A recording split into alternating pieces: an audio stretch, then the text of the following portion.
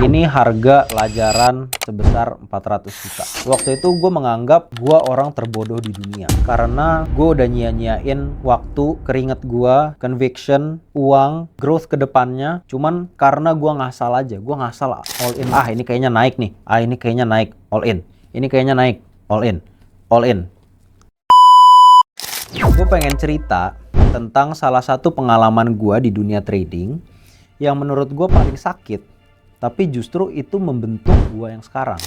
Jadi ceritanya dulu waktu itu gue lagi belajar banyak mengenai technical analysis, Broxum, bid offer. Ya pada umumnya gue memang masih mencari strategi gue di capital market itu akan seperti apa. Sepanjang gue mencari ilmu ini, gue banyak baca buku, gue banyak ikut kelas, gue ikut seminar-seminar, dan gue mencoba untuk mencari strategi apa yang paling fit dengan karakter gue sendiri. Dan pada waktu itu, gue masih sangat berpegang teguh kepada technical analysis, yaitu membaca price action, lalu volume, chart pattern, dan sebagainya. Lalu turning point-nya adalah ketika gue udah mulai bisa belajar untuk mengcombine ilmu tersebut dengan ilmu bid offer, ilmu Broxum, dan juga kepentingan owner. Setelah gue menemukan itu, gue ketemu salah satu saham yang waktu itu gue sangat-sangat confident bisa rally cukup panjang, yaitu PANI. Jadi posisinya waktu itu gue lagi di Bangkok sama teman-teman, gue lagi liburan, dan walaupun lagi liburan pun gue tetap screening kan, gue tetap mengikuti pasar itu geraknya lagi kemana aja, ada berita apa aja. Dan tiba-tiba salah satu teman gue bilang nih di grup, "Mir, PANI udah approaching level breakout-nya nih, coba deh lu cek." Lalu seketika langsung lah gue buka laptop gue, analisa sebentar, dan memang betul waktu itu level breakout-nya adalah di 5.600. Dan ketika gue cek waktu itu PANI harganya lagi di sekitar 5.400 sampai 5.500. Dan memang dari kemarin-kemarinnya gue udah bikin strategi bahwa kalau ketika PANI ini udah bisa breakout dari harga 5.600 dengan volume yang tinggi, dengan pattern volatility contraction pattern yang gue masih berpegang teguh sampai sekarang, menurut gue upside-nya akan sangat-sangat banyak dan probability untuk dia rally itu juga cukup besar. Dan kebetulan aja 5 menit setelah teman gue ngomong itu, PANI breakout lah dari level 5.600. Ketika dia breakout, gue udah nggak ada hesitation lagi. Gue udah menganggap ilmu gue udah mateng, research gue udah cukup memadai, dan ini adalah waktunya untuk put all of my chips in the middle of the table. Ketika gue lakukan itu, dalam kurun waktu sebulan atau 2 bulan, PANI ini naiknya sekitar 50%-an atau bahkan lebih ya. Dan ketika gue udah mulai punya posisi yang cukup banyak, floating gain yang cukup tebal, waktu itu gue udah happy banget. Akhirnya gue menemukan jackpot gue nih, karena sebelum-sebelumnya gue masih meraba-raba strategi gue yang akhirnya itu justru jadi loss beruntun, dan gue hanya berjuang untuk break even equity gue. Ini adalah turning point di mana gue menemukan satu saham yang awalnya itu tadinya gue rugi terus, tiba-tiba equity gue potentially bisa double dari satu saham doang. Dan ini juga momen dimana gue menemukan strategi all in itu the best ya, untuk kalau misalnya goal kita adalah untuk equity growth. Jadi dengan gue all in di PANI waktu itu di 5.600, barulah tiba-tiba muncul keluar berita-berita, oh PANI akan ada ini, akan ada itu. Target pertamanya waktu itu gue ingat adalah di 8.000. Ketika PANI nyentuh 8.000, tiba-tiba keluar lagi dari beberapa orang-orang sekuritas dan juga teman-teman dengar-dengar rumor, katanya dari 8.000 sekarang targetnya 10.000. Ketika udah PANI-nya menyentuh 10.000, muncullah target baru, targetnya 12.000. Dan ini kejadian berkali-kali sampai akhirnya PANI waktu itu dirumorkan targetnya itu ada di 20.000. Memang betul, gua nggak hold PANI sampai harga topnya, yaitu waktu itu di sekitar 20.000 atau 19 ribuan. Tapi intinya adalah ketika gua udah masuk PANI di 5.600, gua itu jualan di sekitar 11.000. Yang artinya equity gue udah double, dan gue merasakan bahwa gue ini udah punya blueprintnya nih sekarang untuk gimana caranya melipat gandakan equity gue di capital market. Dan dari situ gue udah mulai confident banget. Oke, I finally figured it out. Dan di sini adalah momen dimana yang gue salah banget, karena dari momen itu muncullah yang namanya overconfident. Overconfidence itu salah satu hal yang sangat mematikan di capital market. Karena gue udah all in di PANI, gue udah double equity gue langsung mencari the next stock yang akan melipat gandakan equity gue lagi. Dan kebetulan waktu itu ada saham namanya Laba. Laba ini ada project-projectnya. Gue sendiri juga udah lupa waktu itu ceritanya exactly seperti apa. Cuma intinya dia ada narasinya. Dan narasinya ini sangat solid. Waktu itu kalau nggak salah ada di backdoor atau diakuisisi oleh suatu perusahaan dari China. Dan dia itu akan jadi produksi baterai untuk bisnisnya sendiri. Nah, dari Labanya ini naiknya memang udah cukup kencang. Waktu itu ketika mau masuk Laba, setelah take profit Pani, Labanya ini udah naik sekitar 10%-an. Dan keep in mind, gua itu di Pani, uang gua itu waktu itu 500 juta, gua gandakan jadi 1 miliar. Lalu di Laba ini, saham yang nggak terlalu liquid, gua tetap masuk 1 miliar 1 miliarnya. Artinya apa? Artinya gua udah mulai mengabaikan risk management gua. Sekarang dengan pola pikir gua yang gua udah paling hebat ini, sekarang gua pemikirannya bukan udah proses oriented lagi, tapi gua udah result oriented.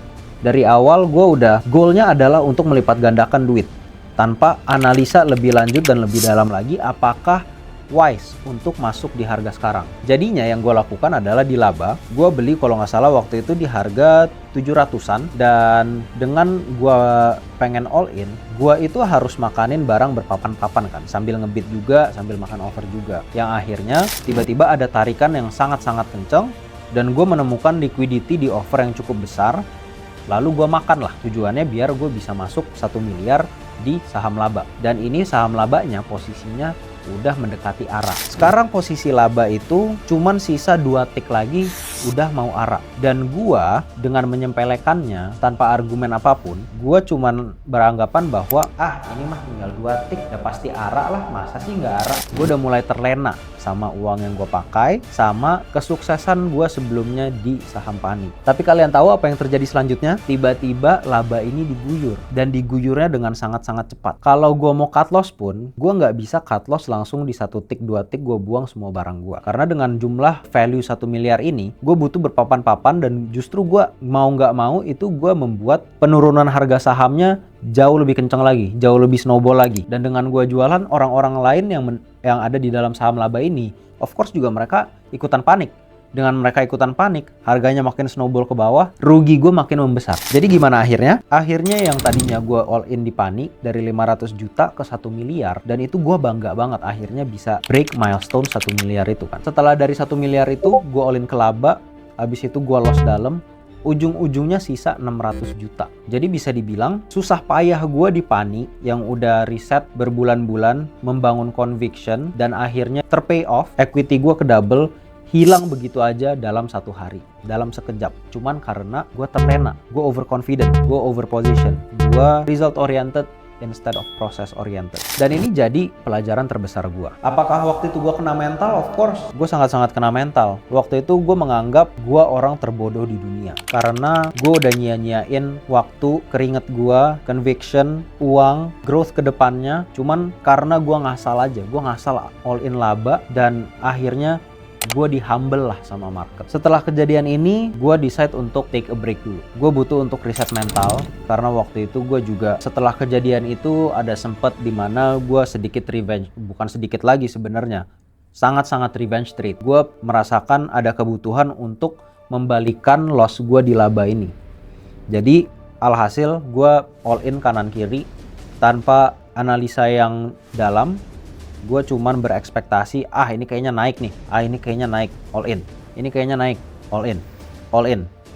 Sampai 4-5 saham gue kayak gitu. Dan untungnya gue bisa sadar diri, gue bisa introspeksi, kalau gue kayak gini terus, ini akhirnya equity gue yang dari 500 juta ini bahkan bisa sampai turun lebih dalam lagi nih. Bukan 600 juta, bukan 500 juta, mungkin bisa sampai minus 10-20%, it's very possible. Karena waktu itu mental gue udah nggak stabil, decision making gue pun berdasarkan emosi, bukan berdasarkan logic and data. Jadi setelah ini, abis gue sadarin bahwa gue udah revenge trade dan gue butuh untuk reset mental, gue take a break, dan selama seminggu gue nggak trading sama sekali, ngelihat market pun nggak. Waktu itu satu-satunya hal yang gue lakuin adalah gue mencari kesibukan baru, apakah itu golf, diving, hangout sama teman-teman. Intinya adalah untuk melepas stres. Dan setelah beberapa hari, barulah gue mulai berani untuk menghadapi kesalahan yang udah gue buat. Dan dari situ gue introspeksi, kenapa bisa gue loss sebesar itu di saham Laba. Dan waktu itu jawabannya simple. Yang pertama, karena gue mulai sombong. Gue merasa udah punya blueprintnya, gue merasa paling jago, dan akhirnya di-humble oleh market. Yang kedua, gue mengentengkan. Dengan laba yang sisa araknya itu 2 tick doang, gue berasumsi bahwa dia akan arak, which is not necessarily true. Kalau misalnya belum arak, ya belum arak. Kenapa dia tinggal 2 tick harus arak? Jadi dari pengalaman itu, ini adalah ongkos belajar gue yang paling mahal ya. Karena yang tadinya 1M menjadi 600 juta, ini harga pelajaran sebesar 400 juta. Yang pertama, jangan overconfident. Yang kedua, always for positions with a risk-based approach. Yang ketiga, jangan pernah merasa paling hebat di market, or else the market will humble you. Setelah gue riset mental, gue evaluasi lagi strategi trading gue implement strategi yang sama, bagaimana caranya gue mendapatkan saham PANI. Akhirnya pelan-pelan gue trading, mulai recover capital gue, dan waktu itu dapatlah jackpot selanjutnya. Jadi harapan gue untuk teman-teman semua, semoga teman-teman gak mengulangi kesalahan yang sama. Cukup gue aja, learn from my mistakes, don't do the same things as I did, and be a better trader than I was.